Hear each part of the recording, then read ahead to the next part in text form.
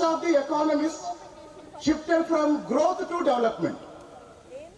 Then what is the difference between growth and development? మనం తెలుగులో ఏమనుకుంటామంటే గ్రోత్ అంటే పెరుగుదల, డెవలప్మెంట్ అంటే అభివృద్ధి. గ్రోత్ అంటే సంపద పెరిగితే గ్రోత్, డెవలప్మెంట్ అంటే సంపద ప్లస్ సంతోషం ఇజ్ ఈక్వల్ డెవలప్మెంట్. సంపద ప్లస్ సంతోషం. ఇప్పుడు అందరి జీవితాల్లో పరిగెత్తుతున్నాం పరిగెత్తుతున్నాం పరిగెత్తుతున్నాం పరిగెత్తుతున్నాం పరిగెత్తుతున్నాం. ఎక్కడైనా ఒక 10 నిమిషాలు సంతోషంగా మీలో ఎవరైనా సరే నిజాయితీగా నేను రోజు మనసారా నవ్వుతాననే వాళ్ళు చేతులు ఎత్తండి. అంటే ఇంతమందిలో 4 చేతులు ఎత్తారు. ఇంతమందిలో 4 చేతులు ఎత్తారు. మనందరికీ తెలుసు మన జీవితాలు చాలా మెకానికల్గా ఉన్నాయి, మన జీవితాలు చాలా యాంత్రికంగా ఉన్నాయి. కెరీర్ కోసం పరిగెత్తుతున్నాం, సంపాదన కోసం పరిగెత్తుతున్నాం. ఇలాంటి నేపథ్యంలో 1950 తర్వాత governments in developed countries and governments in developing nations shifted focus to education and health care. Education and health care. Growth లో ఒక ఆర్థిక వ్యవస్థ అధిక ఉత్పత్తి సాధిస్తే, అధిక ఆదాయం వస్తే అది గ్రోత్. అధిక ఉత్పత్తితో పాటు విద్యా వైద్యం కూడా అభివృద్ధి చెందితే, విద్యా వైద్యం education and health they decide quality of life. ఈ రెండు ఎక్కడ ఉంటాయో అది డెవలప్మెంట్.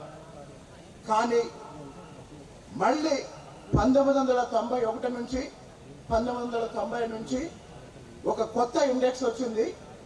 నాకు తెలిసి ప్రపంచంలో రాజకీయ నాయకులు ఎవరు దాన్ని పట్టించుకోరు, చంద్రబాబు నాయుడు గారు తప్ప. ఆ కొత్త ఇండెక్స్ ఏంటంటే human development. First growth, next development. At present it is human development. What is human development? నాకు ఎంత డబ్బులు ఉన్నాయో తర్వాత సంగతి, నాని ఎంత ఆస్తి సంపాదించిన తర్వాత సంగతి. నేను సంతోషంగా ఉంటే నాకన్నా ధనవంతుడు లేడు. నేను సంతోషంగా ఉంటే, నేను ఆరోగ్యంగా ఉంటే, నాకు మంచి చదువు ఉంటే, ఈ 3 ఉంటే నాకన్నా ధనవంతుడు లేడు. ఇప్పుడు చెప్పండి, బాగా డబ్బున్న వాళ్ళు ఒకవైపు, ఈ 3 ఉన్నవాళ్ళు ఒకవైపు. మంచి చదువు, మంచి ఆరోగ్యం, సంతోషకరమైన జీవితం. ఏం కావాలి చెప్పండి? ఇప్పుడు డెవలప్మెంట్ కావాలా, గ్రోత్ కావాలా, హ్యూమన్ డెవలప్మెంట్ కావాలా? అంటే మొదటి 2 ఎకనామిక్ గ్రోత్, ఎకనామిక్ డెవలప్మెంట్, 3వది హ్యూమన్ డెవలప్మెంట్. ఇవన్నీ రాజకీయాలతో సంబంధం లేని విషయాలు, రాజకీయ నాయకులకు తెలియని విషయాలు. ఇలాంటి విషయాలు బయటికి తీసుకొచ్చి అధికారులతో చర్చించి, మంత్రులతో చర్చించి, లేకపోతే పార్టీ నాయకులతో చర్చిస్తే వాళ్ళు బయటకు వచ్చి చెప్పేది ఏంటో తెలుసా?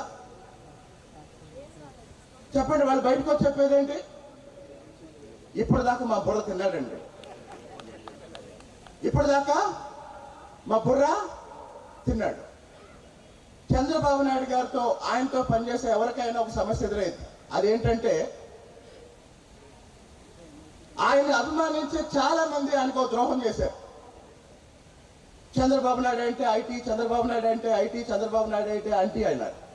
అక్కడ హైటెక్ సిటీ ఉంది, అది టెక్నాలజీ. ఇక్కడ శిల్పారామం ఉంది, ఇది ట్రెడిషన్. చంద్రబాబు నాయుడు ఇది combination of technology and tradition. Buddha Prasad గారు చెప్తున్నారు, కూచిపూడి గురించి ఆయన క్లాస్ చెప్పారు. కూచిపూడి గురించి కదా సార్, కూచిపూడి డాన్స్ గురించి can any normal Indian politician imagine about a combination of technology and traditional dance? What a mindset he has. What a mindset. He has developed over a period of 45 years of political career.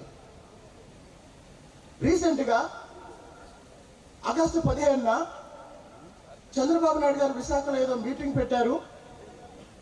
ఒక 5 నిమిషాలు చూద్దామని నేను TV పెట్టాను. Vision 2047, vision 2047 regular press meet లా కాకుండా ఒక corporate presentation. Vision 2047. 5 నిమిషాల కోసం టీవీ పెట్టాను నేను. ఆ స్క్రీన్ మీద ఏదో వస్తుంది, ఏదో స్లైడ్స్ వస్తున్నాయి, ఏదో రోల్ అవుతుంది. బాబు గారు మాట్లాడుతున్నారు. After some time I started crying.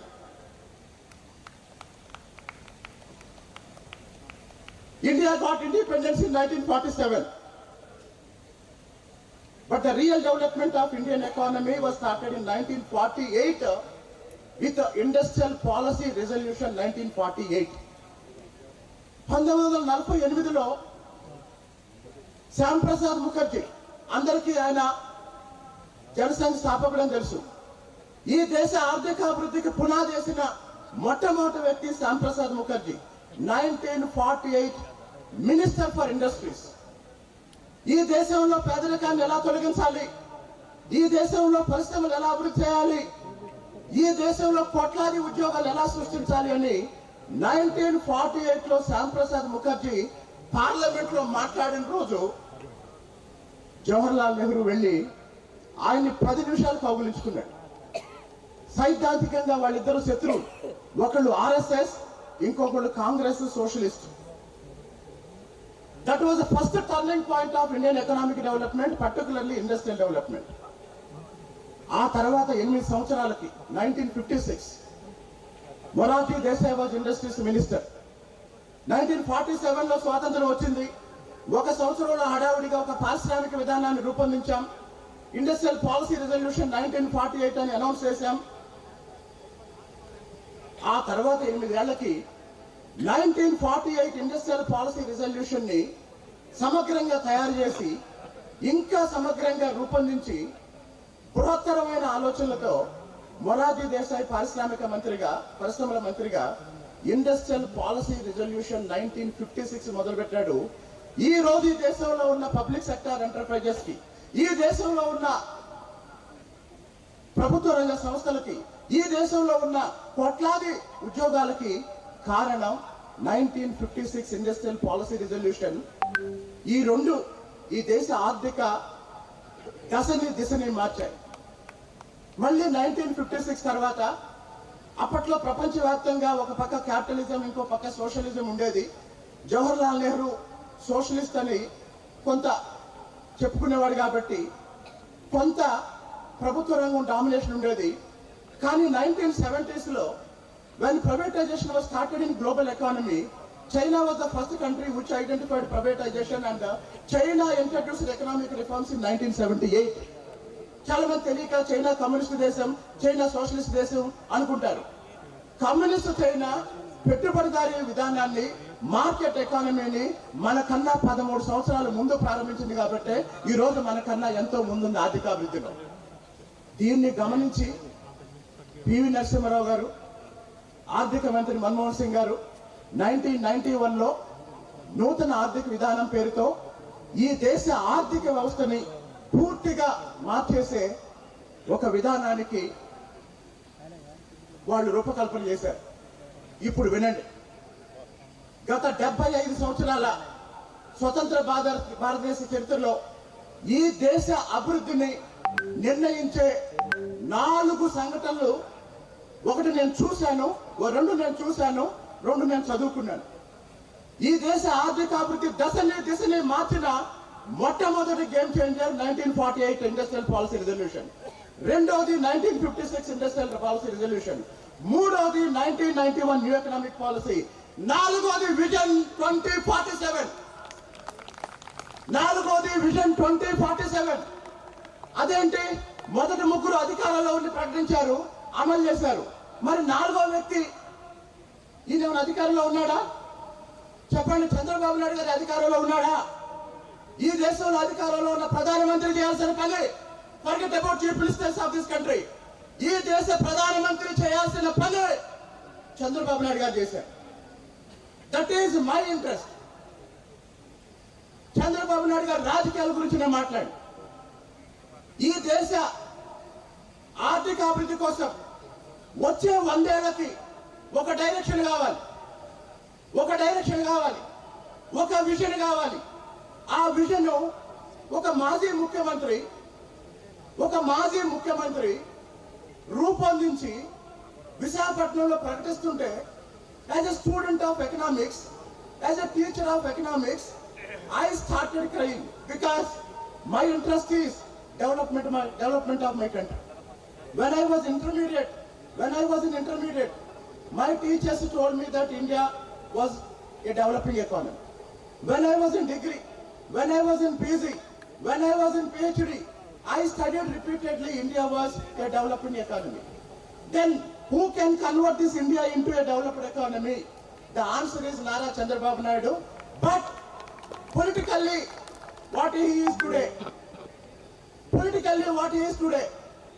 ఈరోజు చాలా మంది నన్ను నా కుటుంబంలో అడిగారు, బయట చాలా మంది మిత్రులు అడుగుతారు, ఎందుకు తెలుగుదేశం పార్టీ నాయకులు కూడా చాలా కార్యక్రమాలు నువ్వు చేస్తావు, వాళ్ళు మాట్లాడడం చాలా విషయాలు నువ్వు మాట్లాడతావు, వాళ్ళకన్నా ఎక్కువ నువ్వు చంద్రబాబు నాయుడిని ఎందుకు సమర్థిస్తున్నావు అంటే, నేను చెప్పే ఆన్సర్ ఏంటంటే, నేను 29 సంవత్సరాల క్రితం హైదరాబాద్ వచ్చాను.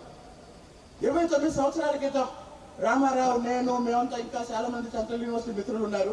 మేమంతా గచ్చిబౌలిలో సెంట్రల్ యూనివర్సిటీలో పీజీ జాయిన్ అయిన రోజు గచ్చిబౌలి సెంట్రల్ యూనివర్సిటీలో రోడ్డు మీద నిలబడితే శిల్పారామం కనిపించేది. ఇమాజిన్, అంటే ఈ భవనాలు ఏమీ లేవు, ఈ డెవలప్మెంట్ ఏమీ లేదు. మరి ఈ 29 సంవత్సరాల్లో నేను ఇక్కడ ఏ అభివృద్ధి అయితే చూశాను, అది అమరావతిలో ఆశించాను, అది అమరావతిలో వస్తుందనుకున్నాను, అది అమరావతిలో వచ్చిందనుకున్నాను. సడన్ గా 2019 ఎన్నికల ఫలితాలు చూసిన తర్వాత, ఎన్నికల ఫలితాల తర్వాత కూడా మొదట్లో ఎవరికి అనుమానం రాలేదు. కానీ ఆ తర్వాత అమరావతి విధ్వంసం, ఆ తర్వాత ఆంధ్రప్రదేశ్ విధ్వంసం, ఆ తర్వాత ఆర్థిక వ్యవస్థను కుక్కల సింపుని విస్తరిగా ఇప్పుడున్న పాలకులు చేసిన తర్వాత ఇప్పుడు నేనేం చేయాలి? నా కుటుంబం కోసం లేదా నా ఆదాయం కోసం నేను వెళ్ళి నా ఐఏఎస్ అకాడమీలో నాకు క్లాసులు చెప్పుకుంటే నాకు నెలకు 10 లక్షలు వస్తాయి. గీతం యూనివర్సిటీలో ప్రొఫెసర్గా ఉద్యోగం చేసుకుంటే నాకు అక్కడికి కొంచెం అదనంగా ఆదాయం వస్తుంది. ఢిల్లీలోనో, బెంగళూరులోనో, హైదరాబాద్లోనో నా క్లాసులు చెప్పుకుంటూ నేను ఉండొచ్చు. బట్ నేను చెప్పాను, మేము పీజీలో ఉన్న రోజుల్లోనే చాలా విషయాల మీద స్టూడెంట్గా ఉన్నప్పుడే స్పందించి చాలా ఉద్యమాలు చేసేవాళ్ళు. ఆ రోజుకి ఈ రోజుకి నేనేం మారలేదు. ఆ రోజు ఈ రోజు ఎక్కడైనా ఏదైనా సమస్య ఉంటే నేను ఒకే స్థాయిలో స్పందిస్తాను. ఇప్పుడు ఈ సందర్భంగా నేను చెప్పాలనుకుంటుంది ఏంటంటే, తెలుగుదేశం పార్టీ నాయకులారా, చంద్రబాబు నాయుడు అభిమానులారా, మీరు మొదట చంద్రబాబు నాయుడు యొక్క వ్యక్తిత్వాన్ని అర్థం చేసుకోవటం అంటే ఇక్కడ ఒక మాట చెప్తాను. చంద్రబాబు నాయుడు గురించి అందరూ చెప్పేది ఏంటంటే, ఆయన రోజుకి ఎన్ని గంటలు పనిచేస్తారండి? రామారావు, ఎన్ని గంటలు పనిచేస్తారు? 18 గంటలు.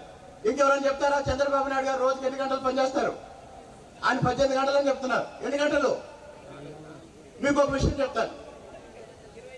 అమరావతి ఉద్యమం ప్రారంభమైన తర్వాత ఒకరోజు అనంతపురంలో అమరావతి సభ, విజయవాడ నుంచి బయలుదేరి పొద్దున్నే బెంగళూరులో దిగాము. బెంగళూరులో దిగిన తర్వాత బై రోడ్ అనంతపురం జిల్లాలో ప్రవేశించి పెనుగొండ ప్రాంతం నుంచి ప్రతి గ్రామంలో ప్రతి చోట ఆగుతూ సాయంత్రానికి అనంతపురం వచ్చాము. అనంతపురంలో 8 గంటలకు సభ అయిపోతే 8 గంటలకు అనంతపురంలో బయలుదేరి 10 గంటలకు బెంగళూరు ఎయిర్పోర్ట్కి వస్తే లాస్ట్ ఫ్లైట్ ఉంది గన్నవరం. అంటే 8 గంటలకు సభ అయిపోవాలి, 10 గంటలకు బెంగళూరు రావాలి. అనంతపురంలో ర్యాలీ అన్ని అయిపోయి 8:30కి సభ ప్రారంభమైంది. 8:30కి సభ ప్రారంభమైంది. ఆ తర్వాత 2 గంటలకు అయిపోయింది. బెంగళూరు ఎయిర్పోర్ట్కి వచ్చేసరికి 12 గంటల టైం అయింది. 10 గంటలకే బెంగళూరు నుంచి గన్నవరం లాస్ట్ ఫ్లైట్ వెళ్ళిపోయింది. సరే, 12:15కి బెంగళూరు ఎయిర్పోర్ట్కి వచ్చాం. ఆ తర్వాత ఒక 45 మినిట్స్కి వేరే ఏర్పాటు చేశారు, గన్నవరం వచ్చాం. మొత్తం మీద గన్నవరంలో 2:30కి గన్నవరంలో దిగాం. బాబు గారు ఉండవల్లి వెళ్ళిపోయారు. నేను తాడేపల్లిలో ఒక హోటల్లో ఉన్నాను. నేను హోటల్కి వెళ్ళిపోయాను. నేను హోటల్కి వెళ్ళిపోయేసరికి 3:05 అదే సమయానికి బాబు గారు ఇంటికి వెళ్ళి ఉంటారు. తెల్లారినప్పటికే భోగి. అప్పటికే రాష్ట్ర ప్రభుత్వం జిఎన్ రావు కమిటీ అని, బోస్టన్ కమిటీ అని కొన్ని కమిటీలు వేసి కొన్ని రిపోర్ట్లు ఇచ్చి 3 రాజధానులు అని చెప్తుంది. ఆ కమిటీల రిపోర్ట్లను తగలబెట్టాలి భోగి మంటలు. అది 5:30కి బెంచ్ సర్కిల్లో ఆ కార్యక్రమానికి వెళ్ళాలి. నేను 3:30కి వెళ్ళి అలారం పెట్టుకొని నిద్రపోయాను. అలారం పెట్టుకొని 5ంటికి 5:30కి లేచి నేను 6ంటికి బెంచ్ సర్కిల్ దగ్గరికి వెళ్ళాను. బాబు గారు స్టేజ్ మీద ఉన్నారు. బాబు గారు స్టేజ్ మీద ఉన్నారు. నేను లెక్కేశా. ఆ రోజు 22 గంటల పాటు ఆయన చూశాను నేను. 22 గంటల పాటు ఆయన చూశాను నేను. ఇప్పుడు చెప్తున్నా, నేను స్వయంగా ఈ అనుభవం నాకు లేకపోతే ఎవరన్నా నాకు చెబితే చంద్రబాబు నాయుడు 22 గంటలు పనిచేశాడని నేను నమ్మేవాడిని కాదు. ఇలాంటి ఒక సాధారణ మనిషి చేయలేని ఎన్నో విషయాలు. బహుశా నేను చూసిన ఈ సంఘటనలో 2 గంటల గ్యాప్ ఉంది 24 గంటల్లో. ఆయనతో సంవత్సరాల తరబడి పనిచేసిన వాళ్ళు, ముఖ్యంగా ఊదు సమయంలో పనిచేసిన వాళ్ళు, డే అండ్ నైట్ పనిచేసిన వాళ్ళు కూడా ఉంటారు కదా, రోజుల తరబడి పనిచేసిన వాళ్ళు ఉంటారు కదా. కాబట్టి ఈ సందర్భం ఏంటి, మరో 3-4 నెలల్లో ఆంధ్రప్రదేశ్లో ఎన్నికలు రాబోతున్నాయి. మరి వచ్చే ఎన్నికల్లో చంద్రబాబు నాయుడు గారు గెలవాలంటే ఏం చేయాలి? వాళ్ళందరూ మర్యాదగా మాట్లాడారు కదా, నేను అసలు విషయం మాట్లాడతా. చంద్రబాబు నాయుడు గారు గెలవాలంటే ఏం చేయాలి? ఒకే ఒక పని చేయాలి. అదేంటంటే 2019కి ముందు చంద్రబాబు నాయుడు గారి గురించి చాలా మంది చాలా విషయాలు నమ్మి ఆయన్ని అపార్థం చేసుకొని ఆయనకు వ్యతిరేకంగా పనిచేశారు. మీరు చెప్పండి, 2019కి ముందు పింక్ డైమండ్ అన్నారు, చాలా మంది నమ్మారు. ఇప్పుడు అది నిజమా అబద్ధమా? అబద్ధం. అలాగనే బాబాయ్ హత్య, ఇప్పుడు అది అబద్ధం. అలా 2019కి ముందు ఏ విషయాలైతే ఇది చంద్రబాబు నాయుడు గారు చేస్తుంటారు, లేదా ఈ విషయంలో చంద్రబాబు నాయుడు గారి పాత్ర ఉంటుంది. కాబట్టి ఆ రోజు ఆ విషయాలు నమ్మి, నేను ఇంకొక ఉదాహరణ చెప్తాను. జగన్మోహన్ రెడ్డి గారు రాష్ట్రపతిని కలిశారు. రాష్ట్రపతిని కలిసి 37 సిఐలకి ప్రమోషన్ ఇచ్చి డిఎస్పీలు చేశారు. ఇందులో 35 మంది కమ్మవాళ్ళు అని చెప్పాడు. నేను నమ్మాను. 2 కారణాల వల్ల నమ్మా. ఒకటి, ఎవరికి చెప్పాడు? ఆ లిస్ట్ ఎవరికి ఇచ్చాడు? రాష్ట్రపతికి ఇచ్చాడు. ఒక నాయకుడు రాష్ట్రపతి దగ్గరికి వెళ్ళి అబద్ధాలు చెప్తాడని నేను ఊహించలేదు. బయటకు వచ్చి రాష్ట్రపతి భవనం ముందు ప్రెస్ మీట్ పెట్టి అదే విషయం చెప్పాడు. మరి ఎన్నికలు అయిపోయిన తర్వాత అసలు విషయం ఏంటంటే ఇద్దరు తప్ప అందరూ కమ్మోళ్ళు అని చెప్పారు కదా. బహుశా అసలు వాస్తవం ఏంటంటే ఇద్దరే కమ్మోళ్ళు అయి ఉంటారు. అంటే నంబర్ని ఇటు తట్టు అటు తట్టు మార్చారు. ఇప్పుడు కావాల్సింది ఏంటంటే, ఒక రకంగా జగన్మోహన్ రెడ్డి గారు చంద్రబాబు నాయుడు గారికి ఒక పెద్ద సహాయం చేశారు. అదేంటంటే, గత 40-45 సంవత్సరాలుగా చంద్రబాబు నాయుడు గారి మీద వచ్చిన అవినీతి ఆరోపణలు కానీ, చంద్రబాబు నాయుడు గారి మీద వచ్చిన ఇతర ఆరోపణలు కానీ ఎక్కడ ఏ సాక్ష్యం చూపించలేక చంద్రబాబు నాయుడు గారి మీద వచ్చినవన్నీ కేవలం ఆరోపణలు మాత్రమే అని నిరూపించిన వ్యక్తి ఎవరు? సరే, మరి ఈ పుస్తకం తర్వాత ఈ పుస్తకం యొక్క అసలు లక్ష్యం ఏంటంటే, తెలుగు సమాజం చంద్రబాబు నాయుడు గారి గురించి ఒక అభిప్రాయంతో ఉంది. ఆ అభిప్రాయం నిజమా, ఆ అభిప్రాయం అబద్ధమా, అది సత్యమా అసత్యమా అనేది పక్కన పెట్టండి. ఈ పుస్తకంలో రామారావు గారు ఒక పేజీ నెంబర్ 149లో ఒక మాట రాశారు. అదేంటంటే, ప్రతి వ్యక్తి గురించి సమాజానికి ఒక అభిప్రాయం ఉంటుంది, పర్స్పెక్టివ్. ఇప్పుడు మీడియా, మేధావులు వీళ్ళందరూ కలిసి చంద్రబాబు నాయుడు మీద ఒక ముద్ర వేశారు, రాజశేఖర రెడ్డి మీద ఒక ముద్ర వేశారు. అంటే వాళ్ళ ఇమేజ్ గురించి కొన్ని ప్రచారాలు చేశారు. ఇందులో నిజం ఎంత, అబద్ధం ఎంత? ఇప్పుడు రామారావు గారు రాసింది ఏంటంటే, మీడియాని బట్టి, మేధావులను బట్టి, ఆయా వ్యక్తుల పట్ల అప్పటికే ఉన్న పర్స్పెక్టివ్ మారిపోతూ ఉంటుంది. అంటే ఏంటి, మనం చూసే మీడియా మనం రోజు వినే మేధావులు. ఈ పుస్తకం నేను చదివాను 4 రోజుల క్రితమే, అయిపోయింది. ఈ కార్యక్రమానికి వచ్చే ముందు నేను కార్యక్రమంగానే ఒక వీడియో పెట్టాను, ఒక పెద్ద మేధావి డిబేట్ ఒకటి పెట్టాను.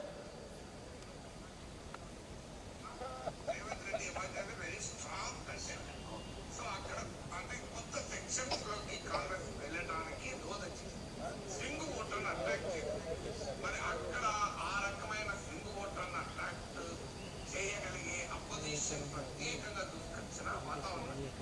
మూడవది పాజిటివ్ ఫ్యాక్టర్ దగ్గరికి ఏంటి అంటే అక్కడ ఒక బలమైన సోషల్ అది పొలిటిషియల్ జగన్ నాయకత్వమే. ఇక్కడ తెలంగాణలో ఏమైందంటే కొన్ని వర్గాలు దూరమైంది. రామారావు ఏం రాశారు? ఒక పర్స్పెక్టివ్ మేధావులు మీడియా ఇన్ఫ్లుయెన్స్ చేస్తాయి, మనకు ఒక అభిప్రాయం ఏర్పడిద్దని రాశారు. ఆ వీడియోలో ప్రొఫెసర్ నాగేశ్వరరావు ఏం చెప్తాడు తెలుసా? ఆ రిపోర్టర్ ఏమడిగాడంటే, సార్ తెలంగాణలో ఎన్నికలు అయిపోయినాయి, మరి ఏపీలో రేపు ఎవరో గెలవచ్చు అన్నారు. నాగేశ్వరరావు గారు ఏం చెప్తారంటే, ఏపీలో ఇంకా జగన్ మీద వ్యతిరేకత రాలేదండి, చంద్రబాబు నాయుడికి పాజిటివ్గా ఏం రాలేదు. అంటే మన మెదడులో వాళ్ళకు కావాల్సిన అభిప్రాయాన్ని రోజు వీడియోల ద్వారా, వార్తల ద్వారా, వాళ్ళ కామెంట్స్ ద్వారా ఎక్కిస్తుంటే దీన్ని కౌంటర్ చేసే మెకానిజం కానీ, దీన్ని కౌంటర్ చేసే ప్రయత్నం కానీ చంద్రబాబు నాయుడు గారికి లేదు అని నేను సీరియస్గా ఫీల్ అయ్యి ఈ 2 విషయాలు చెప్తున్నాను. ఆఖరిగా వాస్తవానికి ఝాన్సీ గారు నాకు ఇంకొక నిమిషం టైం ఇవ్వండి. చెప్పమ్మా. ఓకేమ్మా.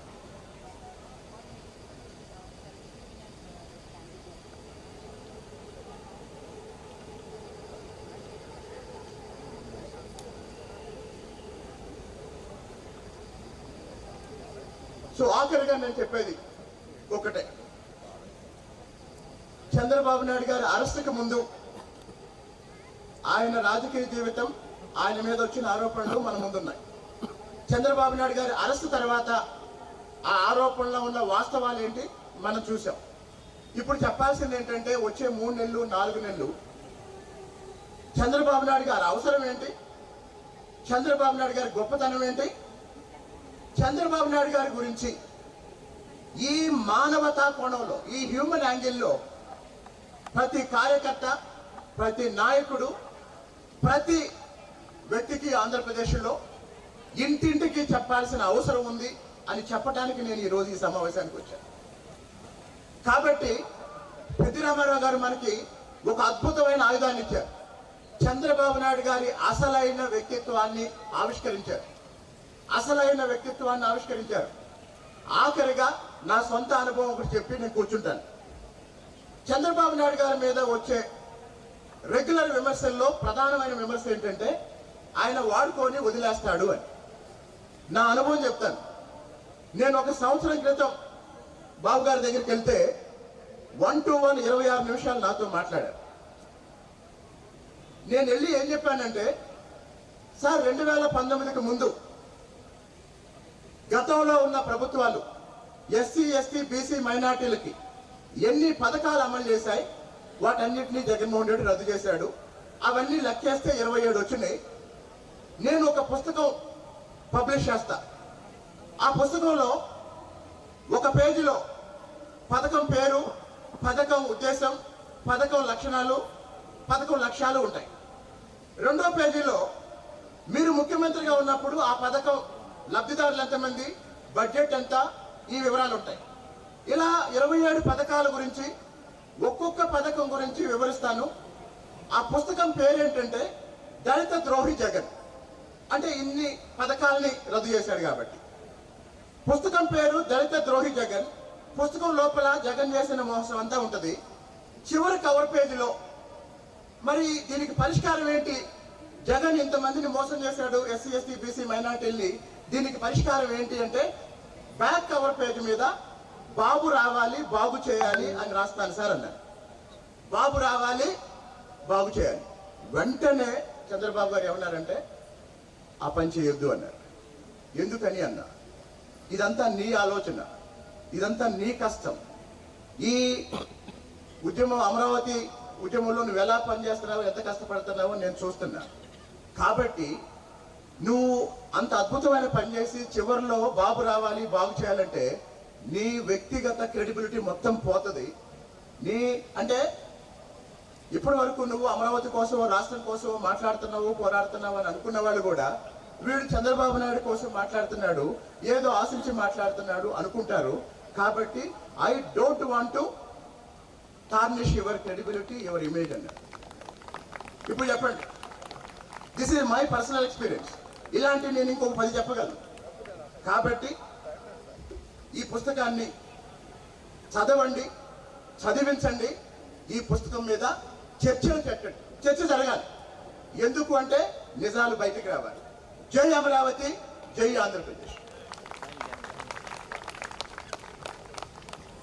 నిజంగా ఇలాంటి ఒక అద్భుతమైనటువంటి ప్రవాహం ఉన్న రోజున ఆపాలని ఎవరికి అనిపించదు, కానీ సమయం చాలా తక్కువ ఉంది కాబట్టి sorry to have applied breaks.